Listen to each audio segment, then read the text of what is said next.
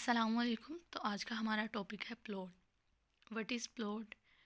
Types, elements, devices और structure, सारी चीज़ों के बारे में हम इसके बारे में बात करेंगे। तो सबसे पहले हम बात करते हैं इसकी डिफ़ाइन के बारे में।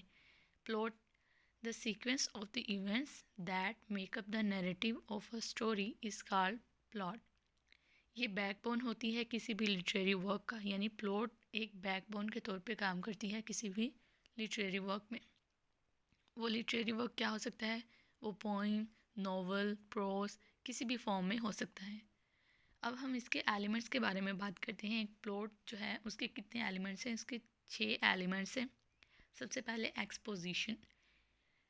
एक्सपोजिशन क्या होता है? ये इंट्रोडक्शन करवाना होता है स्टोरी के बारे में, उसकी सेटिंग, टाइम और प्लेस की सेटिंग के बारे में, और उसके साथ साथ करेक्टर के बारे में इंट्रोड्यूस करवाना, तारुफ करवाना, उसे एक्सपोजिशन कहते हैं।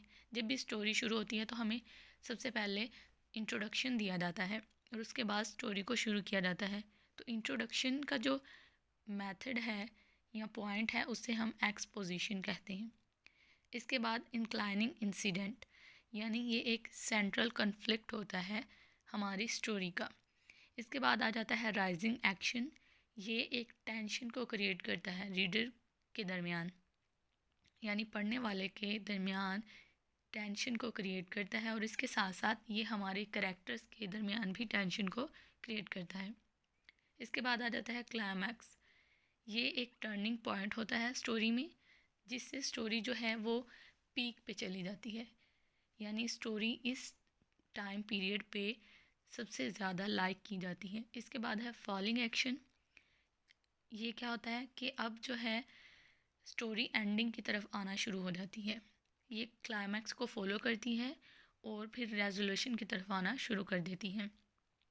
इसके बाद आ जाती है जी, इसके बाद आता है रेजोल्यूशन। रेजोल्यूशन क्या है? ये कंक्लूजन ऑफ द स्टोरी होता है, यानी स्टोरी की एंडिंग किसी डेथ पे, किसी मैरिज पे, इस तरह से करके कन्वर्ट कर दी जाती है एंडिंग की तरफ। इसके बाद आती हैं टाइप्स। इसकी 4 टाइप्स हैं। सबसे पहला है linear plot, non linear, episodic plot और ओवरलैपिंग। सबसे पहला लीनियर प्लॉट।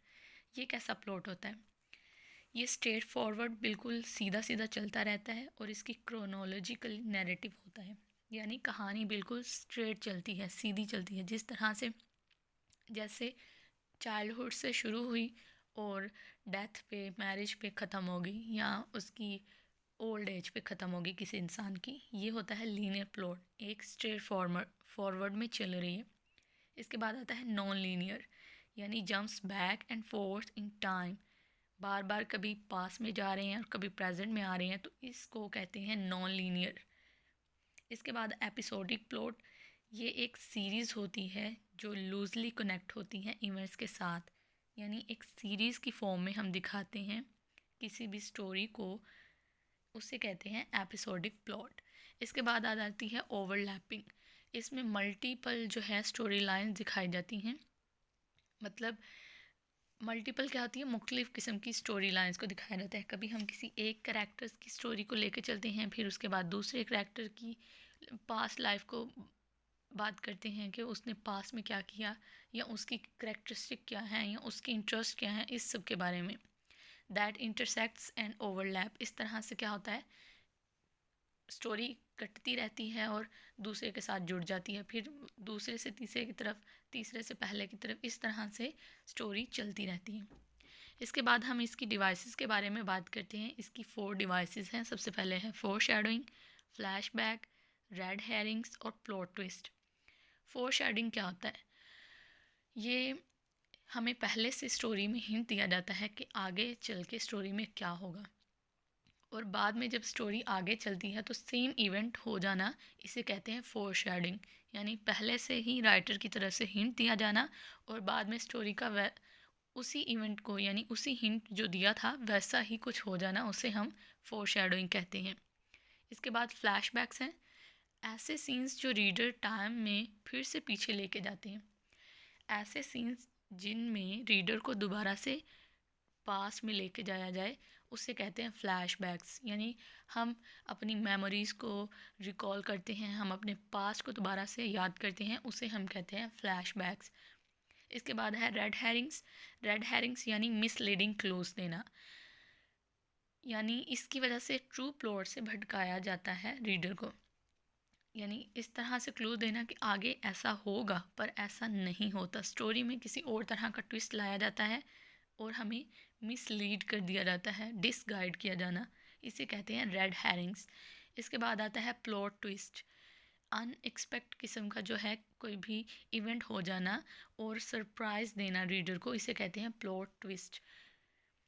अनएक्सपेक्ट यानी जिसे रीडर ने कभी भी तवक्को ना की हो कि ऐसा कुछ होगा इस कैरेक्टर के साथ, और फिर वो इवेंट हो जाना, अनएक्सपेक्ट हो जाना रीडर के लिए एक सरप्राइज़ होता है।